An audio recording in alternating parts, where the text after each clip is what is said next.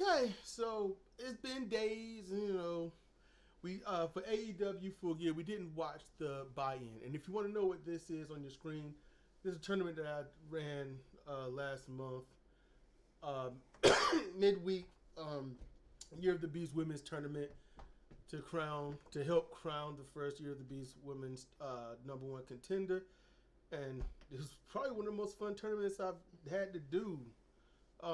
So this is just, I don't know if we're going to be able to see the whole thing, but it's on my channel. You want to see the conclusion of it. It's 2 days, and there you go. So let me pull this up here. You can't see it on your screen. It's just my little notes. We didn't see the buy-in. I guess if you request that, we'll do our review on the buy-in, which I'm suspecting might have been better than the actual main pay-per-view. That's getting to be my assumption. Probably not in total, but pieces. Pieces, yeah. So, okay, let's get started. Young Bucks Bees. Mm-hmm. Young Bucks versus Proud and Powerful, Santana and Ortiz. And I honestly, it ain't take long for me to get bored with the match. My notes here says Santana ruined the match as he lay on the mat forever while Matt Jackson leaps to the outside and then climbs the corner to jump with a diving elbow drop. Santana slowly slides 90 degrees to get into position. It bores the fuck out of me when I watch a match where wrestlers are helping each other. It bores the hell out of me. Obviously helping each other. I mean, it's obvious. It's like, come on, dude. I've seen this through my life. I've seen it in WWF, WCW, NWA. I've seen it, yeah, but sometimes, come on. Like, gets in position, oh, okay. And yeah, even when I knew nothing about professional wrestling, I got bored with it. At the same time, this here, it's just a bunch of stunts. I'm tired of watching stunts. I want to see a match. Yeah, Young Bucks matches aren't very engaging. No, they're not. Not for us. We're professional wrestling fans. We're not stunt fans. We're not wrestle porn fans. We don't want to see more, bigger, better, badder. No, we just want to see good professional wrestling. Not good old-fashioned professional wrestling. Good professional wrestling. Logic, reason, makes sense. Come to a conclusion. Stop kicking out of these legit finishers. Stop having these long-winded damn matches. It's just aggravating. Some matches need to be short. Some need to be long. As soon as Nick Jackson kicked that post, he should have been out. His leg was jacked up. He became gimped. Mm-hmm. He should have been taken out of the match, or the match should have been called off. That would have looked really good. Now, Cedra is sleepy, but I want to do this and get this up, before I listen to Jim Cornette and Brian Last lambast the hell out of this whole event, which would be erroneous because not the whole event was bad. It won't. There were bad parts, yeah, bad matches, yeah, but not the whole event was bad. And this was a bad match. This was a really shit-tacular match. My notes further. Let's see, Nick takes a stupid bump face first on the apron, which I don't know if he was prepared for that or not, but, that was dumb. The audience was dead like more than half the match. They was like, what next? What are they going to do next? What are they going to do next? Nick couldn't perform properly. So the crowd was pretty much dead because the stunt drivers weren't driving anything anymore. And let's see, then what else? Nick is too hurt to deal. Proud and Powerful wins with the blockbuster Dragon Bomb combination, which they call the Street Sweeper. Then there's an aftermatch beating. Excalibur calls out the baseballs in the sock. JR asks, how you know that? Morton and Gibson, they're in and out of dealing with the match. Ricky Morton, he uses a destroyer over the rope, and then he does a suicide dive that the Bucks would have done. And the crowd popped for them more than they did the match. Because the match sucked. They had terrible timing. There was a point in the ring where each team was just kind of standing in the corner. when your matches are pre-planned and choreographed, it shows, and it's boring. It always is. There are a lot of people that can do pre-planned matches and pull it off well. Macho Man Randy Savage was one of them. Pre-planned and rehearsed for a while before the match took place. I mean, that's just how that goes, you know? But then there are those that are always on the fly. They literally study the tapes. That was a reason, because they wanted to know who they was in the ring with, and they knew what to do because they are professionals. And they know how to handle it, and whatever they can't handle is talked out in the ring and through the match. But people don't get that anymore. Then we get to a good match, because, you know, you have to start off with a shitty match, I suppose. And that's obviously our opinion or mine. You know, yours may vary, and that's fine, you know. It's just, we like professional wrestling, not stunt shows, not let's slide all the way around into position, let somebody get hurt and continue the match. You know, yeah, we'll tackle something like that later on. I need to go to bed. Okay, so you're going to go to bed? I'm going to go to bed. Okay, can I just do this by myself then? Yes. All right. That's cool. She's wobbly on her feet. Oh, she almost dropped my cards here. Okay. All right. It's 11:35 p.m., y'all. She's had a long day. School, work, averaging 3 to 4 hours of sleep a night for a week and a half. She needs some sleep. Now, for those listening, if you got questions, you want Cedra's take on stuff, you know, just ask in the comment section below. That's all good. You know, and if you're hearing this on Medium, same thing down there. You know, if you want, you can send your any questions and whatnot, you know, to as you can see up there, crw717 at mail.com. So, you know, just subject header AEW full gear, you know, just to let me know what the subject will entail, and, you know, your questions will most likely be answered. You finished off my water? No, you can finish off. Oh, okay. All right. Good night, girl. Okay, so. Can you put these clothes in the washer? Yeah. What? Oh, in the dryer? Yeah, I'll put them in the dryer. That's cool. So we get to the next match. The Bastard, Pac versus Hangman Adam Page. When it used to be Adam Hangman Page. Okay. I'll be honest with you. It's been said for a couple of years now. You might want to lose the Hangman part. Just, you know, a lot of tension out there. So, this is a great physically paced match, and the crowd is dead. They're not New Japan Pro Wrestling quiet. They're kind of like, what's going to happen? Anybody going to do a big move? No one's been exposed to professional wrestling. Just stunts. And that shows. AEW can change it. They can. You know, because the wrestle porn, those lovers, they're going to die out. Because they're going to be like, yeah, LOL is funny, you know, it's just for laughs. It's for fun, it's wrestling. Don't worry about their safety. That's what's going to happen eventually. So just, you're going to have to get the wrestling fans, you know. And one person did it at the end near the end of the night. I'll get to that. Excuse me there. Some of the crowd, they began chanting Adam Page. Some began chanting for Pac, you know, the whole back and forth arena thing. It took a while for the people to get their shit together, but they did. And it was back and forth with the chanting. The match was epic. Page kept trying to get that buckshot lariat. Well, not kept trying. He did about 2 or 3 times the attempt. He failed. He tried to get what was called the rite of passage, now called, now he calls it the dead eye, which is still good. In all honesty, for Page, a good finisher, just throwing it out there, it would, you know, the Heyman's News net breaker, you know, or as it used to be called, the Rude Awakening. That would still be a good move. Just throwing it out there, you know. It'd be a good move, and it would fit with him. You know, it was a good match.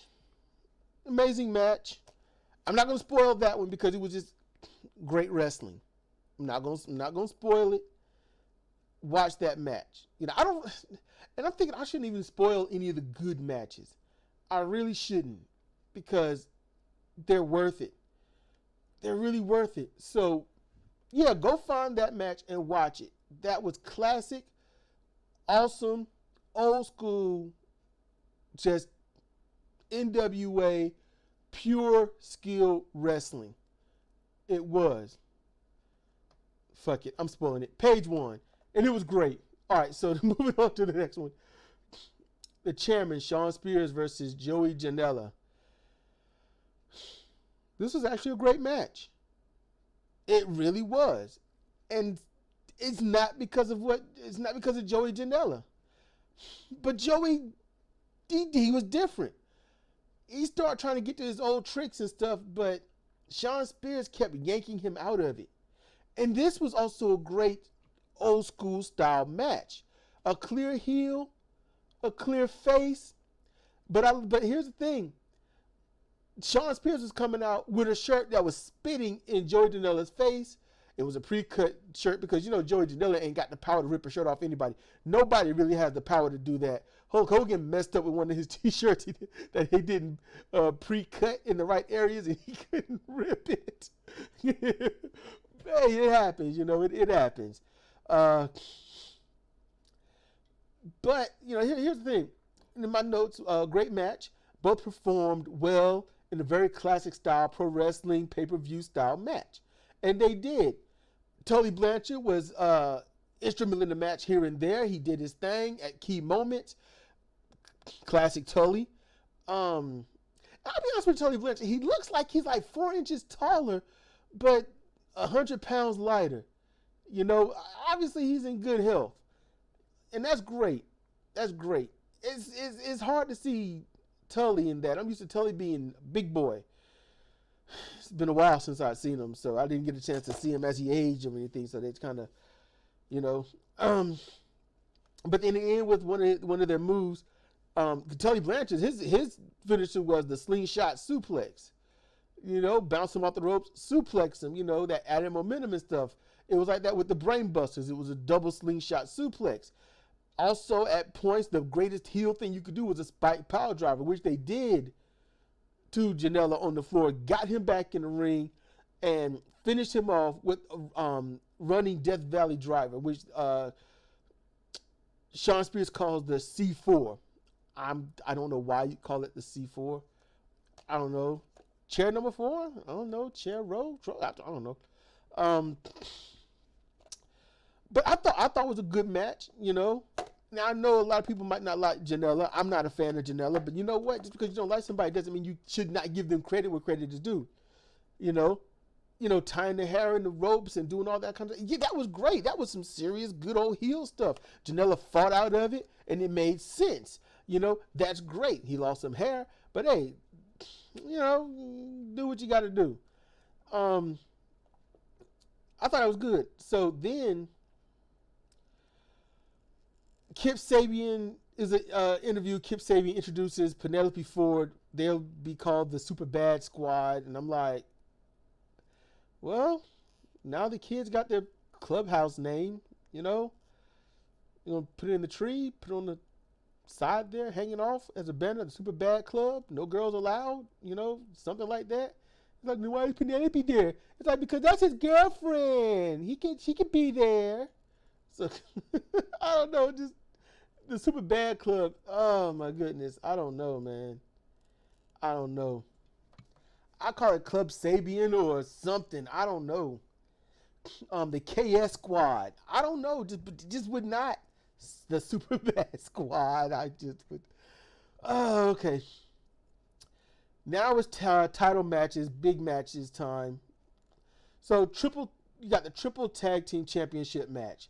Private Party, Isaiah Cassidy and Mark Quinn versus Lucha Brothers, Pentagon Jr. and Rey Fenix versus the champions, SCU, Scorpio Sky and Frankie Kazarian. Just pointless. It was just, match was pointless. It really was. I mean, everyone helped everyone.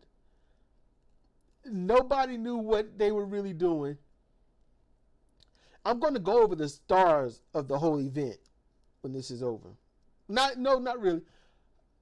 I'm just going to throw it out. The referees they must have been listening to Cornette or somebody because they was tagged the foot and the crowd. Now, this is earlier with the Bucks and stuff. Tagged the foot, and the ref is like, that don't count. The crowd was upset. That is how not used to tag team wrestling the fans are. That's how bastardized wrestling has become. You want to do lucha rules mixed with American rules? You can do that easy. When the opponent falls out the ring, the other gets in. That's it. All right? Lucha rules. That's it. American rules. You got to hold that tag rope. No way do you tag a back, a foot, a knee, a head, a shoulder, an elbow, a thigh. No, you must make the tag. You can make a blind tag. They did that a few times in the Young Bucks match. They did a few good blind tags. Problem is they need to work on making hot tags and making it work. They need to get that part settled. So, okay, my notes. SCU wins with Pentagon walking around outside the ring. Cedra had noticed that. She was like, the pin is going on. Pentagon is just outside. Just walking around. Because Aaron was kind of blocking him, but he didn't even try. He could have probably knocked him off and jumped in the ring and smacked dude in the head. There's a lot. When you're too free, it looks too bad. That's the thing. So you can just walk around and be like, oh, the match is over. I guess we're done. And then they start the Lucha Brothers attack SCU after the match. Okay. Then you get another Pentagon Jr. comes out and they're like, what? And they're looking at each other to do the whole mirror thing. That's really awesome. I thought it was cool. And I thought, Cedra thought it silently. I said it out loud. She said first, that's probably Daniels. I don't know. And I was like, no, that's Daniels. I know that ass anywhere. And that was, I don't know if anyone can remember, TNA Impact, Motor City Machine Guns, when they were trying to figure out who Suicide was. They said, it's Daniels. I know that ass anywhere. So I thought I would pull that one out. I thought that was funny. But I just knew it was Daniels anyway, because who else is going to save SCU? So Daniels is back. He's like, yay, and he messes him up, gets his finisher on, he's angry. The Lucha Brothers escape. Daniels was going to, lay him out with a chair. Looked really good, like he was going to try, and they had to get up out of there. So, Daniels pretty much was the only good part of the whole tag team match. Women's Championship match. Emi Sakura Emi versus Riho. Yeah, I was like, oh, they're talking about this stuff. And, you got Omega on promo commentary saying shit we already know. It's champion versus teacher. We know. I said this in my last damn, commentary, the whole, she's going to beat her teacher, yada, yada, yada. And then they got into the ring. They looked a little emotional. And I watched their body language. I know enough about Joshi trainer-student stuff. So when I saw them looking at each other this time, I was like, these two done wrestled each other so many times before. I couldn't see it so well during the tag match the week before. But in this, when they first locked up, I said, that's too much experience.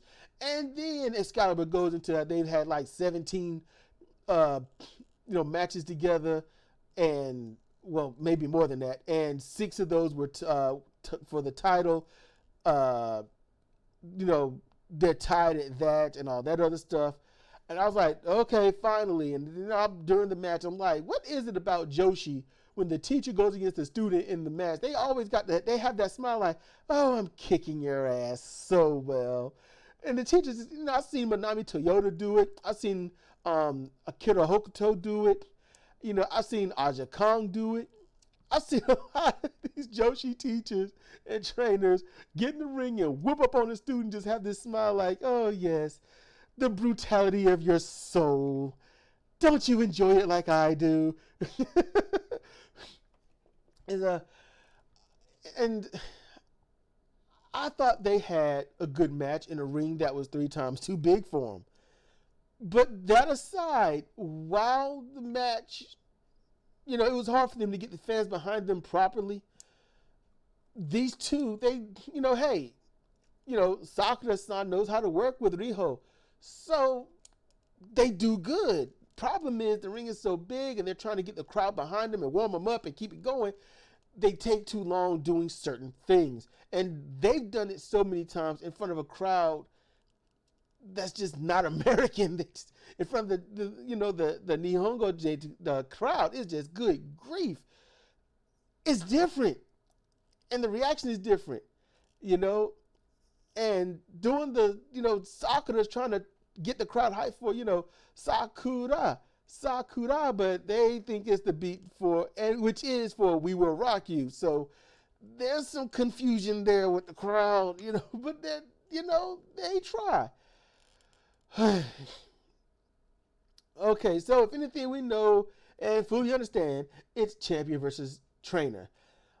Emmy looks depressed. I mentioned that. The girls got started, slowly pulled the crowd into it, hit many moves, and used the basics to carry the match without too much helping each other. Helping each other is definitely what they were doing. Riho and her cute little feet and her little double foot stomp. Well, she didn't have the shoes on. I thought her feet be so cute. It's just she got the boots on. They're all little and stuff. It's just super cute to me. So the move doesn't look damaging. It just looks pesky and cute. That's just, it's just hard. She's little. There is a style that Riho could wrestle, and she come across amazing. Too bad they don't train that style. So then, the match was better than the 3-way. We were able to say that. And then the satellite wind down into the double leg scissor hold. That was good for the win. Great. Nice roll up. Basics, got it down, used it, pulled off a good, really good match. It sucks that they're in a big ring, a tall, big ring, a standard American size ring.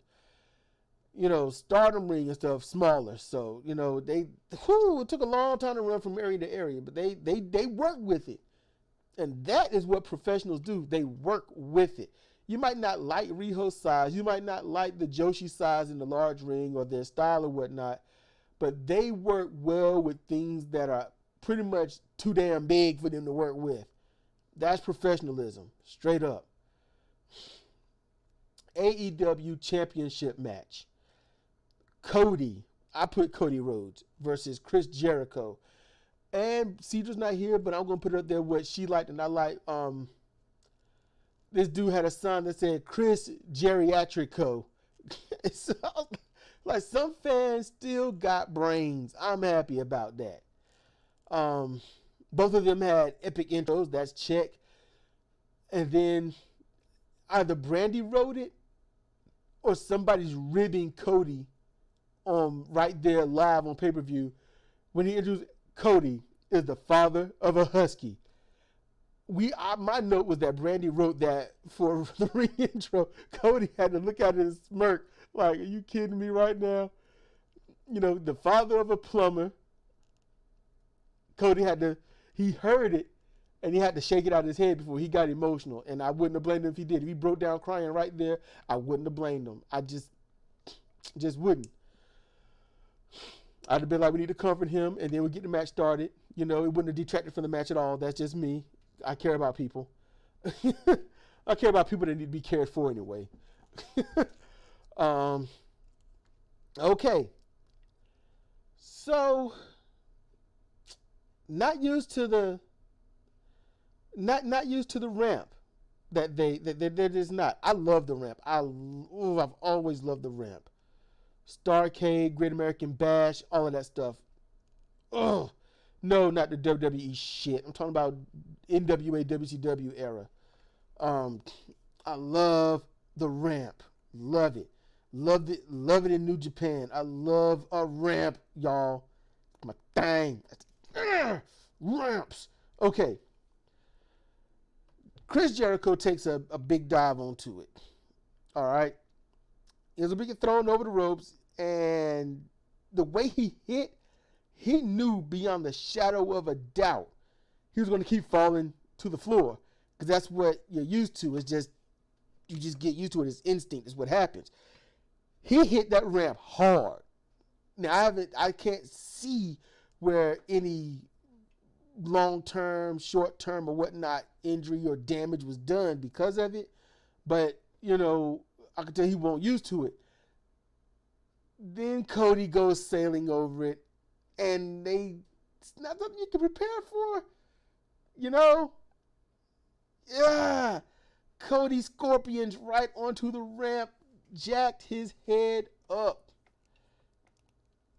I don't like using professional wrestling terms when I do my commentary for CR Fire Pro or the Rhodes big events. I don't like using it when I do this, just my commentary, but he got hard weighed, man. He got juiced the hard way. That was unplanned. I mean, something about Cody getting hard weighed when it comes to his head. I don't know. His mom was in there, was at ringside. It's like, you look at her, you be like, ooh, yep, that's your mama, all right. That's her baby boy in the ring. And his mom was all right at first, and then the match got started. She went stone faced. I'm like, oh shit, there's something going on. She looked like she was ready to go out there and heal. So she's ready to get up there and be like, it's time to be the bad guy on a mega level. She looked like she's ready to get in there and just tear somebody's head off. And I'm like, man, go in there and tear somebody's head off. The match itself was great, amazing, great paced, great everything. Classic wrestling style. That was a title match. Back and forth, control, lose control. Fight through mistakes, pulling it back, trying to get everything going. Jericho with the reverse Boston Crab, and then he unleashed it. Big match, and he unleashes it. The original Lion Tamer. I didn't think he had it in him. He had that locked in. He had the knee on the head, had the body bent up. He was kneeling down. There was nothing Cody could do. Maybe he would never submit. Maybe it wouldn't be bad enough. But you're in a lot of pain. You are in an absolute uncompromising position. You have been gashed open. You have bled a lot. It started clotting, so that could be good. That could be bad. No need to go the Shibata route. Everything at that moment screamed, tap out. It's all right. He won't go do that. MJF threw the towel in, which I thought was exceedingly unique. It gives the match legitimacy. It'll break the heart of many.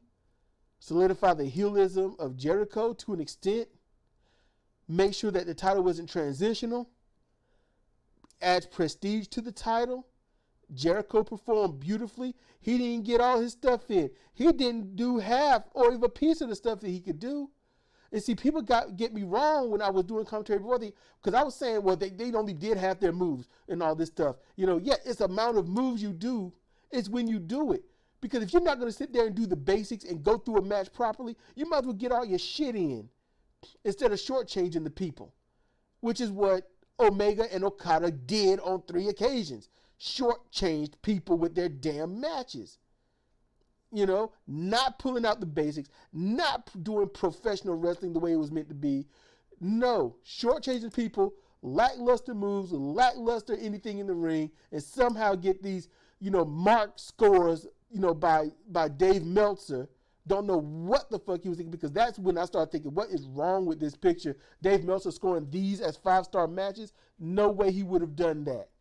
These do not live up to the glory of New Japan Pro Wrestling and where it was when you had Kobashi and Sasaki and Hashimoto, Keiji, Ormuta, Chono Masario. None of these people, they don't live up to none of this. So I'm like, that just, back then, that's what was bugging the shit out of me. You know, and I love me some Chono Masahiro, but you know what? I liked him most when he gave Luthez his final match. Loved him the most on that. This match here, right up there with legendary matches. No, they didn't get all this shit in, but they used the basics. They used the ring. They used pacing, timing, ring psychology, ring generalship. They did that. Chris Jericho performed so well, even Cedra had to compliment it. I wish she was here so I could also mess with her beyond that. But that is what it is about. Great professional, because you have to look like a damn match. They didn't help each other at all. They just did the shit.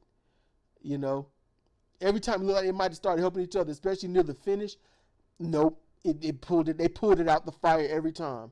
Calling audibles. MJF throws in the towel. I'm like, at first, where'd he get the towel from? Why has he got the towel? I was like, something's not right. And I've been waiting for a month and a half for MJF to turn on Cody. And finally it happens. The crowd is like, fuck him up, Cody, fuck him up. They're cheering for blood from MJF. MJF is like, I'm sorry, man. Please, you got to understand. You got to forgive. Come on, man. You know, life's a funny thing, man. And Cody is like, we cool. MJF is like, no, we not. And I saw it before the turn. I saw it. As he's sitting there, the match is over. He's, the towel's in. He's looking at Cody, and his eyes are so focused. MJF is a natural-born heel. He can play a face. Oh, yeah, he can do it well. But that man is a heel.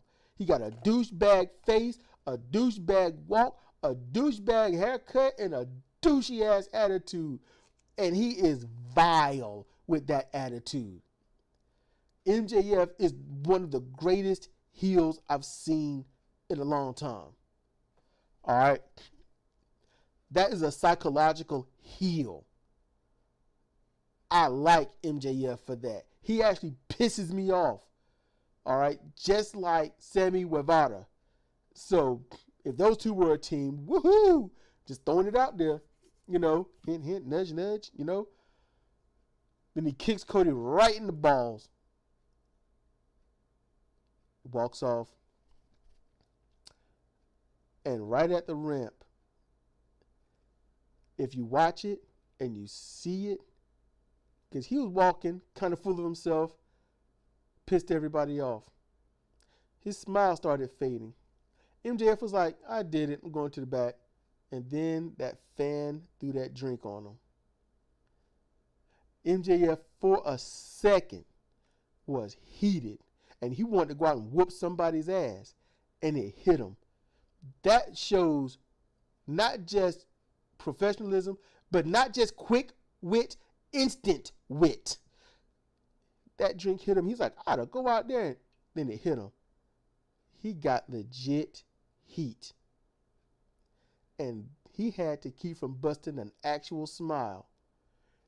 But that smirk went from the center of his nose to his earlobe. MJF basked in the hatred he had got from the people. That is the heat that you want, people. You don't want Tai Chi level heat. You don't want people asking you to leave professional wrestling. You want people hating you. MJF did what nobody else has been able to do. You can call Roman Reigns getting heat. No. Roman Reigns got heat because the whole thing sucked. The match sucked. The win sucked. All of that sucked. That's what happened with Roman Reigns. He used to be the top star, and now he's hated for the wrong reasons. MJF is hated for the right reasons. MJF did it right. Even if he didn't get that drink thrown on him, he had the vitriol and you could hear it. You could feel it. You could cut it. It was so thick in there with that tension. I am singing the praises of some MJF like crazy. Finally, he's a heel cross promotion where he needs to be. Awesome. Awesome, awesome. Congratulations. And not only did Cody lose the match, lose his, by his word, chance at another title shot, blanketly when it should have just been, against Jericho, I will not vie for the title. Fine. But he blanketed. That was the dumb part. But fine. Now we know that this person in AEW, on, you know, one of the owners and whatnot, they will not be bogarting and going for the title and locking it up like, you know, the top 5 in WWE for like 6 and 7 fucking years. So you don't have to worry about Cody putting himself in the main event against the champion every 2 to 3 pay-per-views. So that's good. Maybe somebody will challenge him at some point, maybe 2 champions down the line, and get at him or something. Maybe at some point Jericho will lose that title to a face, which in time will lose it to MJF, who then will be challenged by Cody. Or maybe he and Cody will just do business at the next pay-per-view. Either way, there are a lot of ways that this could go. So, I did say that the title is something rare to see, so it's great. MJF finally turns on Cody and gains legit heat from the fans. And I wrote, MJF is supreme. Because he was at that moment. Then we've got X versus Kenny. Now, at first, it was going to be X versus Y. And then it was going to be X versus XY. Then it was going to be Y versus Y. Then it was going to be X versus X. And I thought, you know what? I'll just let it be Kenny. It'll be X versus Kenny. And it was, this is just me, y'all. It was a boring, hardcore match with nothing that wowed fans or professional, nothing that wowed fans of professional wrestling. Just not there. Not going to happen.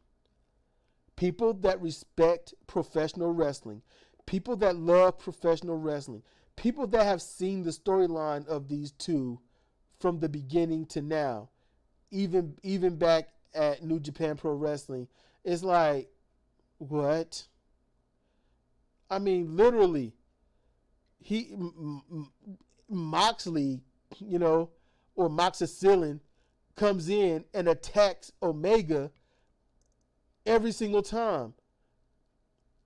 And it's like, did Omega like fuck your girl or your man? Did he piss in your soup and, you know, tell you it was just turmeric in it? What the fuck? You know, why is he so headstrong on fighting Kenny Omega? And watching the match, I'm like, well, this is X's match. X can't lose this match. And now, the worst part of this lights out match, the worst part of it, absolute worst part, you know what they put themselves through in this match? It was crazy. It was a lot. It was a lot of dumb, gimmicky, dumb bullshit. It was literally shit wrestling at its best. That's what it was. But after you go through all of this, after you go through every single one of these moves, suffer this level of damage, go through this much pain, who's going to beat you with a wrestling move? How can they get beat in an actual wrestling match? They just suffered through this. Barbed wire, broken glass, barbed wire bats, slammed on straight up exposed wood under the ring, broken tables, you know, mouse traps, if that actually did anything, and I doubt it did. You know, since Kenny had to roll over it to activate them and worm up the thing to activate more. And so, that's my question. Who can beat somebody after that? Who's going to pin you? That's why it's garbage wrestling. It doesn't help in any rankings. It doesn't help in any standards. It doesn't help with any climbing any ladders or contendership. It doesn't show a professional bout. And it's supposed to be, might I add, a lights out match. No disqualification. Anything goes. Unsanctioned, so it's not recognized. So whatever happens, happens. And they keep breaking out with professional wrestling at points. And I'd like to call it instinct, but no. Once you get into a fight, They start off with, if you know anything about the Fire Pro game, they start off with the spirited punch, back and forth, wrestling time. I'm just looking and I'm like, yeah, they did that. I'm not, one part of me is like, whoa. There was one point when Kenny missed the Phoenix Splash and slammed his head on the wood. Good job, Kenny. He does that, and a lot of the crowd is like, whoa. But there was one dude looking, covered his mouth, and you could tell he was laughing. He was laughing. All the referees did amazing jobs. All of them. These are some of the best referees. Aubrey holding up that title for, Jericho's title right now. Yeah, you recognize the title is bigger than she is. But she was there holding it like, I am the authority. And she took no gup off of nobody. I enjoy her. She is just the greatest referee right now. But this match, this lights out match, pointless, meaningless. Just, I mean, really, no point in it. And now that it's over, what's the point? Who got what? Moxley goes after Kenny. Moxley beats the shit out of Kenny. Kenny beats a little bit of the shit out of Moxley. Moxley started the match, he, getting beat on. And then, he got a little fatigued. Once he started bleeding, that's when he's kind of feigned, I'm hurt. Moxley seemed all right with life. And a lot of people are like, yeah, man, that's just him. And they just love it. No, that's stupid.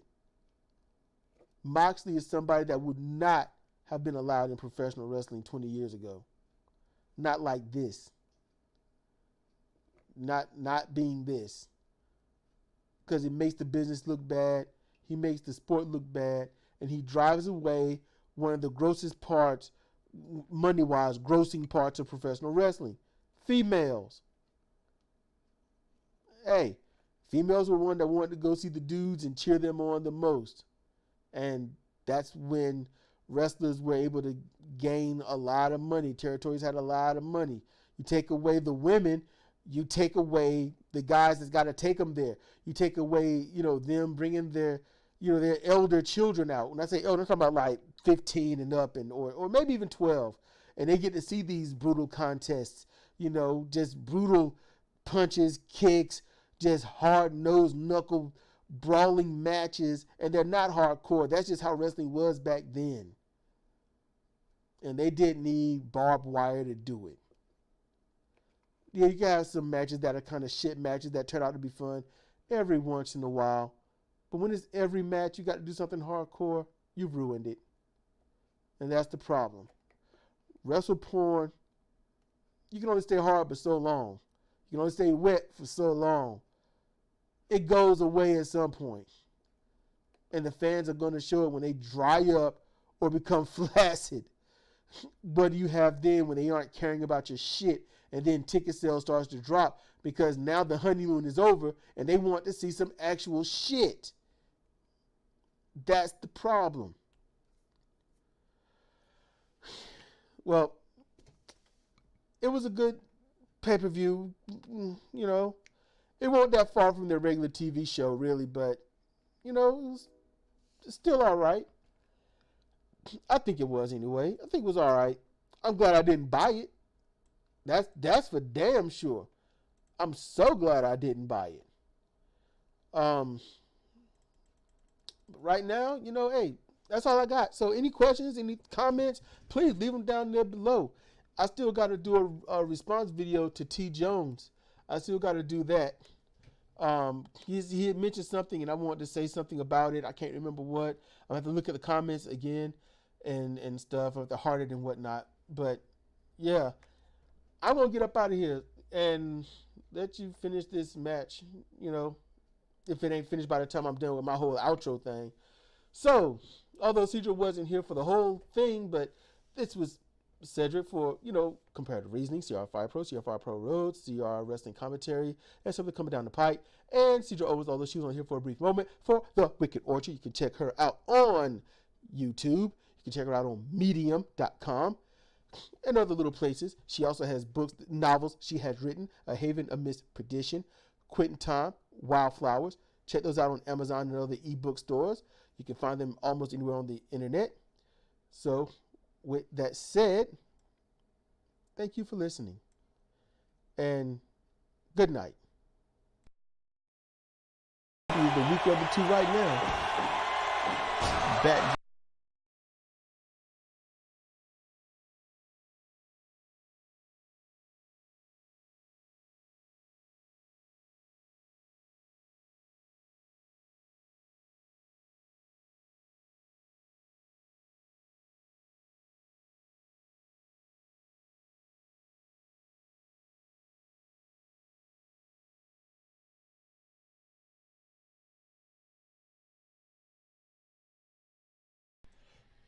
Oh, just to throw it out, this is just me being relaxed and just having a chill commentary. That's all that is. I just want to be relaxed and chill and do some commentary, so I didn't want to waste my voice then. So, yeah, that's how that goes. Okay, bye-bye.